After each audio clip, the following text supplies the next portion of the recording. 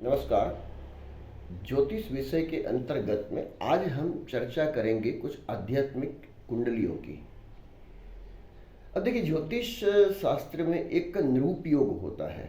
निरूप योग यानी कि राजा, रूप यानी राजा।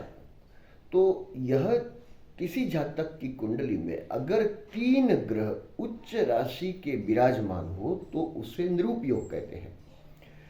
अब देखिए, अगर ये निरूप योग है किसी जातक की कुंडली में तो यह वह जीवात्मा या जातक जो है वो सबसे उच्च पद पर विराजमान होता है, या तो फिर सबसे अच्छा एक योगी बन सकता है। तो ऐसी कुछ कुंडलियों की हम आज चर्चा करने जा रहे हैं। जैसे कि हमें पता है कि दिव्यात्मा श्री रामकृष्ण परमहंस जी, तो बहुत उनकी जो कुंडली है वो यहाँ पर हमारे सामने, जिनका कुंभ लग्न है, ये हमें दिखता है। और कुंभ लग्न की जातक की कुंडली में हम देखते हैं कि यहाँ पर शुक्र उच्च राशि में मीन राशि में विराजमान है। तो यहाँ पर जो है वो शनि जो है वो उच्च राशि में भाग्य स्थान में विराजमान है, और यहाँ पर मंगल उच्च राशि के 12वें स्थान में है। तो ये 3 ग्रह उच्च राशि के होने से यहाँ पर एक निरूप योग बनता है। तो वह सबसे एक अच्छे सिद्ध योगी, एक संत महंत पुण्यात्मा दिव्यात्मा, एक तेजोमय जीवात्मा जो थे, उन्होंने काफ़ी ज्ञान प्रकाश इस विश्व में फैलाया। तो यह कुंडली है। अब यहाँ पर और एक चीज़ हम देखेंगे कि अगर कुंडली में युवा अवस्था में कुछ ग्रह रहते हैं तो वो ज़्यादा मजबूत बनते हैं। जैसे कि इनकी कुंडली में शनि बुध गुरु, ये 3 जो है 13, 15 और 14 युवा अवस्था की डिग्री में है, जो कि फलदायक है और योग कारक भी है। अब देखिए, सूर्य और चंद्र ये दोनों की यहाँ पर कंजक्शन बुध के साथ में है। सूर्य यानी आत्मा और चंद्र यानी मन, यानी कि यह बुध के साथ में शुभ प्रभाव में है। तो क्या होता है कि ऐसे जातक निर्मल हृदय के होते हैं, जैसे कि एक बच्चा होता है। तो वह जो है ये बहुत ही मायने रखता है ऐसी कुंडलियों में। और एक चीज़ हम जानना चाहेंगे कि जो गुरु जो जीव है, गुरु क्या है? जीव, और शनि शिव है। तो यहाँ पर गुरु पंचम त्रिकोण स्थान में, 9वें त्रिकोण स्थान में शनि जो विराजमान है, उनको विशेष दृष्टि से देखते हैं, यानी कि जीव शिव को देख रहा है, उनके आशीर्वाद प्राप्त है। और एक चीज हम देखेंगे कि सूर्य यानी आत्मा, और यहाँ पर गुरु 5वें स्थान में जीव। तो सूर्य और गुरु का नवपंचम योग होता है विशेष दृष्टि से। तो यह एक निर्मल जो है हृदय रखता है, और इतना जो है वो धर्म के बारे में जो है वो एक अपना ज्ञान जो है वो विश्व को प्रदान करता है। और एक चीज देखें कि मंगल शुक्र उच्च राशि में चतुर्थ है। यहाँ पर मंगल शुक्र उच्च राशि में है दोनों, और चतुर्थ स्थान जो माता का स्थान है, वहां पर कौन विराजमान है? राहु। तो यहाँ पर जो है वो जो माता का स्थान है, इसलिए उनको काली माता की भक्ति और वरदान जो है वो प्राप्त हुए थे, ऐसा कहा जाता है, सुना है हमने। और हमें पता है कि वह काली माता से जैसे एक आमने सामने बात करते थे, ऐसे दिव्य उनको दर्शन होते थे।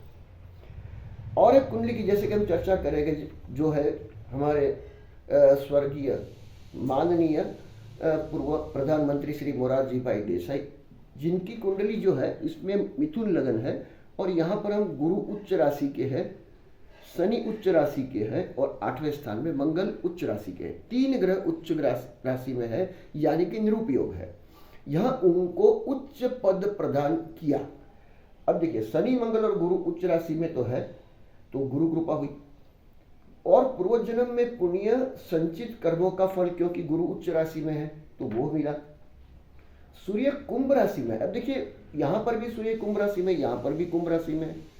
तो है क्या कि कुंभ राशि में सूर्य विराजमान होने से शनि के ग्रह में रह के वह अपनी खुद की सिंह राशि को देखता है। तो यह एक आत्मा और कर्म का निर्देश है।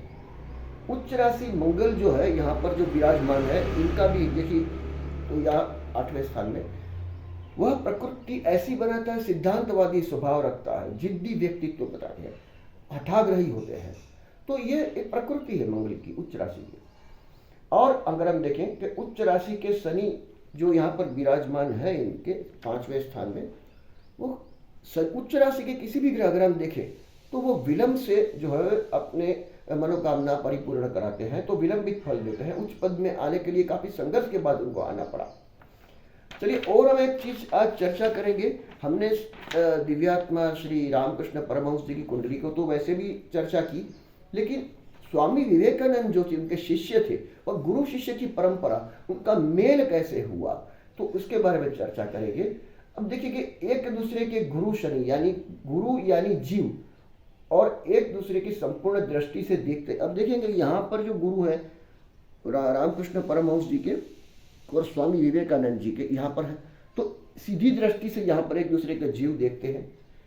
और स्वामी विवेकानंद जी का जो जन्म लग्न है उसमें क्या है, सूर्य है।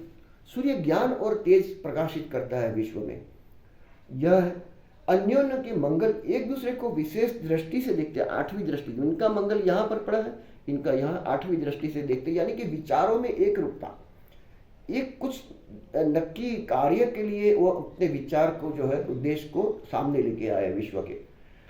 और हम देखेंगे कि पृथ्वी स्वरूप राहु केतु। अब देखिए हम हर सूर्य चंद्र मंगल गुरु शनि लिखते हैं, लेकिन हमारी पृथ्वी क्या है, छाया ग्रह राहु केतु। यहाँ पर राहु जो है वो वृषभ राशि के है और केतु वृश्चिक राशि के, तो यहाँ पर इससे उल्टा है कि राहु वृश्चिक में है और केतु वृषभ में है। यानी कि पृथ्वी में उनको आमने सामने अपने विचारों की आपने कुछ उद्देश्य जो जिस जन्म के लिए निर्माण हुआ था उनका जन्म, तो वो उनको परिपूर्ण करना था। अब स्वामी विवेकानंद जी को शनि बुध का परिवर्तन योग यानी कि न्यायपूर्वक सत्कर्म और अपनी विशिष्ट वाणी से, क्योंकि बुध यहाँ पर शनि के साथ में शुक्र के साथ में संयुक्त है, तो यह जो है वो अपनी वाणी से प्रभावित किया लोगों को। तो यह जो है हम समझते हैं कि इन कारण सर श्री रामकृष्ण के शिष्य बने श्री विवेकानंद जी, स्वामी विवेकानंद जी, और ये जगत को अच्छे उपदेश दिए और भारत की जो कीर्ति और यश बढ़ाया। तो आज के लिए बस इतना ही, फिर मिलेंगे अगले हफ्ते में। धन्यवाद।